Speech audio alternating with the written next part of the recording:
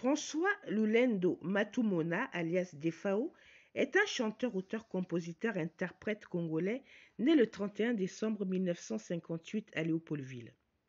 Son parcours musical est typiquement congolais. Il débute dans la chanson en 1976 dans de petits groupes de quartier à Kinshasa. Ses modèles se nomment Papa Wemba, Nyokalongo, Gina Efonge et Evoloko. 4 chanteurs du groupe Zaïko des années 70. Mais côté chant, celui auquel il s'identifie le plus est Taboulé Rochoro. La consécration arrive pour lui 5 ans plus tard. Defao intègre le grand Zaïko Wawa du guitariste Félix Manouakou en 1981. Les Quinois découvrent alors un jeune chanteur élégant et ce qui ne gâche rien, très bon danseur. De 83 à 91, il fait les beaux jours du groupe Shock Stars, aux côtés d'une autre vedette de la chanson congolaise, Bozi Boziana.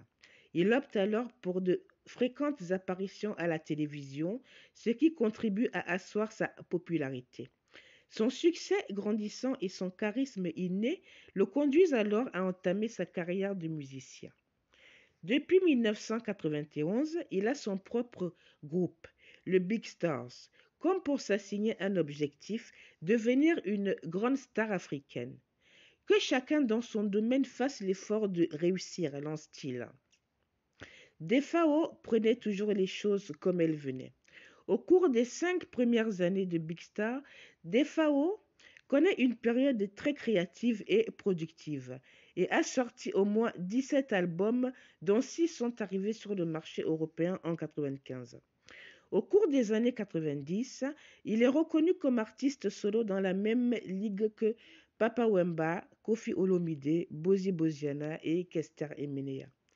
Bien qu'il ne vende toujours pas dans le monde entier la même quantité de disques que Papa Wemba ou Koffi Olomide, sa popularité auprès des Congolais ne fait aucun doute. Cette popularité découle de sa voix à la fois musicale et énergique. Ses chansons sont classiquement structurées dans le moule rumba sébène en 2 parties et ses animations de danse sont éminemment sympathiques sans être ouvertement prévisibles et fantaisistes.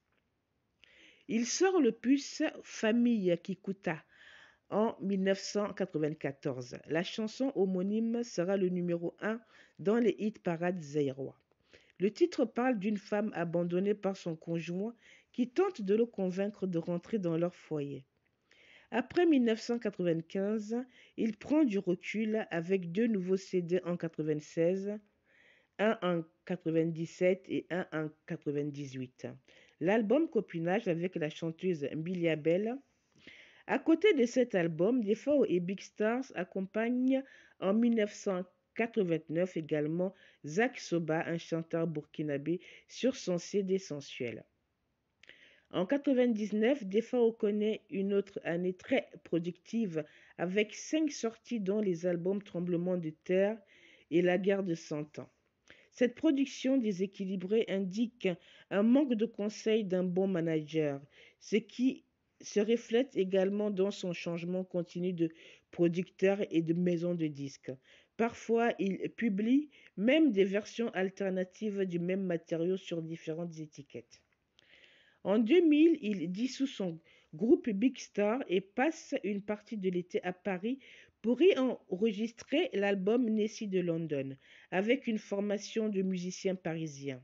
Avec l'aide de Niboma Mwandido, Luciana de Mingongo, Wutamai, Balukanta et DS Mukangi. Defao fait de nouveau avec Nessie de London un record fantastique.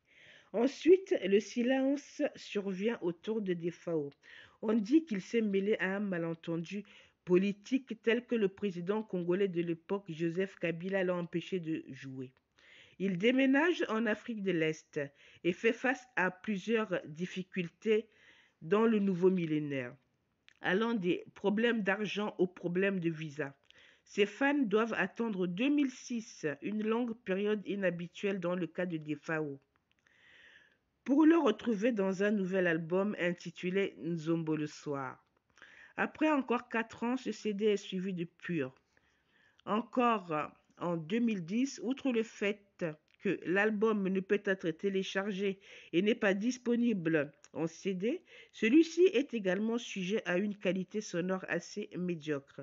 Cet étrange relâchement montre à nouveau que Defao a toujours des problèmes pour gérer sa carrière dans une direction qui peut vraiment capitaliser son grand talent. Cependant, Defao est revenu en 2012 avec The Undertaker, suivi en 2016 par Anytime. En 2019, Defao revient à Kinshasa après 21 ans d'absence dans son pays natal, en studio et en supplémentaire en Afrique de l'Est avec Montana Kamenga. Ce dernier revient à son mentor artistique pour de nouvelles collaborations. Defao est décédé le 27 décembre 2021 à l'hôpital